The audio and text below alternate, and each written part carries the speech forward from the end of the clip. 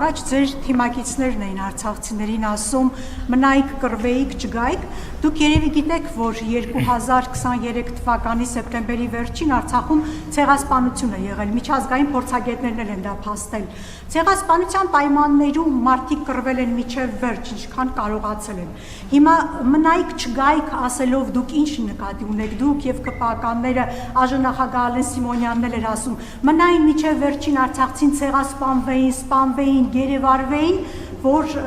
չգիտեմ, այստեղ դուք լավ զգայիք, ինչ է ձեր ասածը, այս հարցի պատասխանն ենք ուզում ստանալ եւ մեկ հարց էլ միշտ դուք սպառնում եք, որ պատերազմ կլինի, ձեր ընդդիմախոսներն էլ ասում են, գիտեք ինչ կա, դուք եք վերել պատերազմը, ձեր օրոք է եղել, օրինակ երեք Արման Թաթոյանն ասում էր պատերազմի կուսակցությունը դուք եք, ասում են ինչի պաշտպանությունը, ինչու եք ձախողել պատերազմից հետո, որ այսօր էլ ասում եք, որ ամեն մեկը կարող է մեզ սպառնալ պատերազմով եւ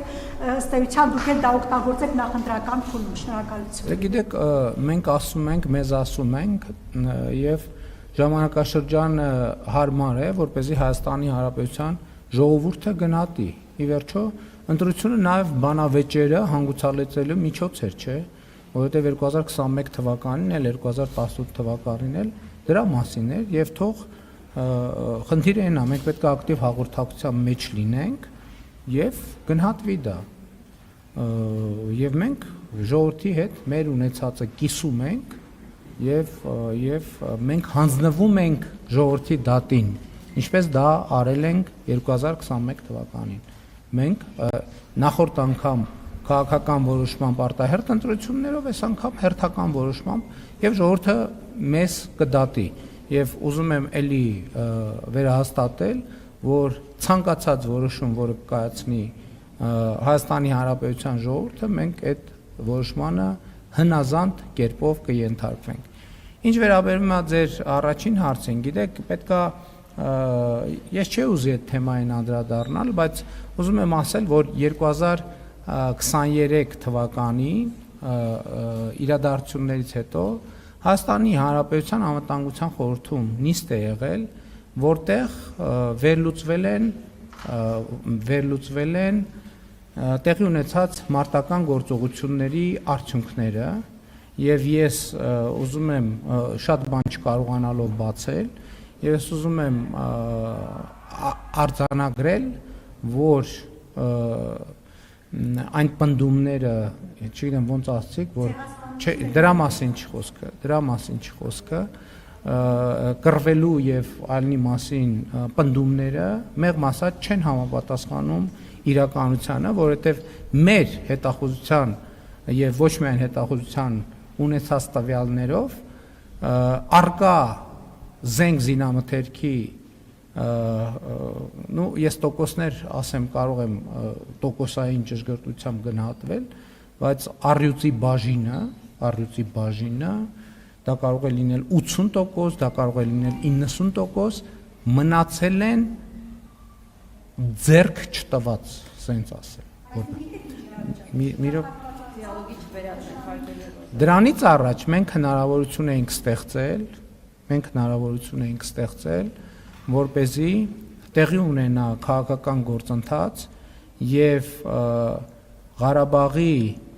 իշխող շրջանակի որոշ ներկայացուցիչներ ոչ միայն խոչընդոտեցին, այլև իրականացրեցին իշխանափոխություն Ղարաբաղում եւ Հայաստանի ազգային ժողովում շնորհավորում էին իրար եւ այդ շնորհավորանքներից հետո ընդամենը մի շաբաթ հետո տեղի ունեցավ այն իրադարձությունները, որ տեղի ունեցան։ Եթե հիմա 10 օր առաջ ասեինք, որ տեղի են ունենալու սուր իրադարձություններ, այս ամենը չնայած ասել ենք։ Ենթադրում եմ ազգային ժողովում այդ ժամանակ քաղաքացիական պայմանագիր խմբակցությունը շատ ակտիվ էր եւ տալիս էր գնահատականներ, թե դրա հետևանքները ինչ էր լինելու, եւ բայց ի հեճուկս այդ գնահատականների եւ զգուշացումների մարդիկ իրար շնորհավորում էին, ասում էին, որ հիմա տեսեք ինչ են կանելու Ղարաբաղում, հաջորդիվ ինչ են կանելու Հայաստանում, եւ ես ուզում եմ հաստատել դա, որ նրանք այն ինչ որ արեցին Ղարաբաղում, հաջորդիվ ուզում են անել Հայաստանում եւ այդ մարդիկ ընդ որում նրանց մի մասը Հայաստանում իշխող շրջանակների եւ քաղաքական ուժերի ներկայացուցիչներ են, բառից բուն իմաստով փախան Ղարաբաղից, փախան Ղարաբաղից, ընդ որում ինձ մեղադրելով, որ սահմանները մենք փակել ենք եւ թույլ չենք տալիս, որ ժողովուրդը դուրս գա։ Եվ ես նույնիսկ հիշում եմ քաղաքացիական հասարակության ներկայացուցիչների հետ, այդ ժամանակ ես Բաղրամյան 26-ում էի նստում, քաղաքացիական հասարակության ներկայացուցիչների հետ հանդիպում տեղի ունեցավ,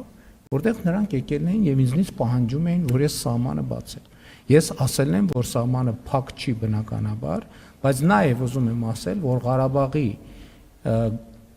ներկայացուցիչներին ես այն ժամանակ զգուշացրել եմ, ասել եմ, եթե դուրս եկաք, իմացեք այլևս վերադարձի հնարավորություն չի լինելու։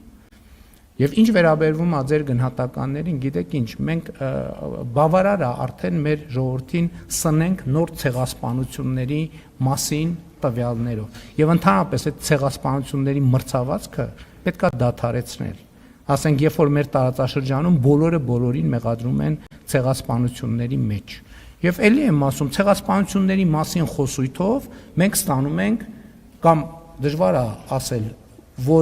որից հետո է եղել, ցեղասպանությունների մասին խոսույթով մենք ստանում ենք ցեղասպանությունների մասին խոսույթ, վերադարձի մասին խոսույթով մենք ստանում ենք վերադարձի մասին խոսույթ, եւ մենք ելի ասում եմ, այդ ամեն ինչը մի բանի մասին է,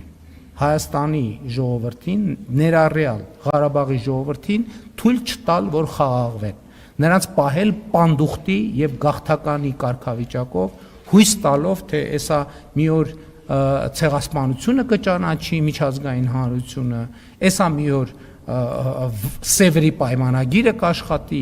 էսա մի օր էս կլինի, էսա ես մեր քաղաքականությունը եւ ռազմավարությունը հետեւյալն է։ Մենք պետք է խաղաղվենք։ Հայաստանի ինչպես ժամանակին Չարենցն է ասել, կա Հայաստանի Հանրապետություն եւ ուրիշ ոչինչ։ Ուրեմն կենտրոնանում ենք Հայաստանի եւ տնավորվում ենք Հայաստանի Հանրապետությունում։ Իսկ այդ միֆերը կռվել են միջև վերջ եւ այլն եւ այլն։ Իմիջայլոց կարիքը լինի այդ տվյալները կգաղտնա։ Իմիջայլոց անհրաժեշտությունը լինի։ Ես համոզված եմ, այս խմորը ջուր կտանի, կթողենք, որ լավ տանի, որ Լեռնային Ղարաբաղի բանակցային գործընթացի փաստաթղթերի նման ճիշտ պահի ես կորոշեմ, երբ որոշում կայացնեմ, այդ ամեն ինչը հրապարակեմ։ Սուտ է, չի եղել տենց բան։ Չի եղել տենց բան։ Փախել են, ճողոպրել են։ Շնորհակալություն։ Հարգելի գործընկերներ, նախորդ անգամ շուրջ 1 տասնյակ գործընկերներ, այդ թվում դուք, հարգելի Ռոզա, իրավունք ունեցաք հարց հնչեցնելու ժամանակի սղության պատճառով։ Ասորիսը տևելու է 1 ժամ, այնպես որ երբ որ ձեր հարցը հնչում է, որևէ մեկը չի միջամտում։ Խնդրում եմ դուք էլ նույն կերպ։ Շնորհակալ եմ։ Ընդ որում փախել ճողոպրել են, այդ թվում։ Ընդ որում 44 օրյա պատերազմի ժամանակ էլ այն պլանի ներքո, որ այդ բանի այդ ճողոպրումը ներկայացվելու է որպես Հայաստանի կառավարության դավաճանություն եւ դրա բանի ծխածածկույթի ներքո Հայաստանի Հանրապետությունում իշխանապողություն են անելու։ Չկարողացան անել, գիտեք ինչ պատճառով։ Որովհետեւ իրանք ոչ Հայաստանի, ոչ էլ Ղարաբաղի ժողովուրդը չեն։ Այդ մարդիկ չեն ներկայացնում ու չեն ներկայացրել երբեք Հայաստանի եւ Ղարաբաղի ժողովրդին, որովհետեւ չեն ունեցել լեգիտիմություն։ Չեն ունեցել լեգիտիմություն։ Ժողովուրդը ոչ Ռոբերտ Քոչարյանին, ոչ Սերժ Սարգսյանին, Լևոն Տեր-Պետրոսյանին մի անգամ ընտրել է, դրանից հետո չի ընտրել։ Նրանք երբեք Հայաստանի լեգիտիմ ղեկավար չեն եղել։ Եվ այդ է եղել պատճառը Ղարաբաղի վերջին ներկայացուցիչները, նրանք լեգիտիմություն չեն ունեցել ընդհանրապես։ Նրանք ում ներկայացուցիչն են, ընդհանրապես ում են ներկայացրել, այդ հարցը պետքա պարզաբանվի եւ այս օրերին այդ հարցն է պարզաբանվում։ Լևոն Տեր-Պետրոսյան, Սերժ Սարգսյան, Ռոբերտ Քոչարյան եւ նրանց քաղաքական ուժերը ներկայացնում են ում ասես, բացի Հայաստանի ժողովրդից։ Նրանք Հայաստանի ժողովրդի հետ կապ չեն ունեցել երբեք։ Եվ Լևոն Տեր-Պետրոսյանն նա, որ իր առաջնորդությամբ Հայաստանը եւ հայ ժողովրդին ներքաշել այս ավանտյուրայի մեջ։ Հաջորդ հարցը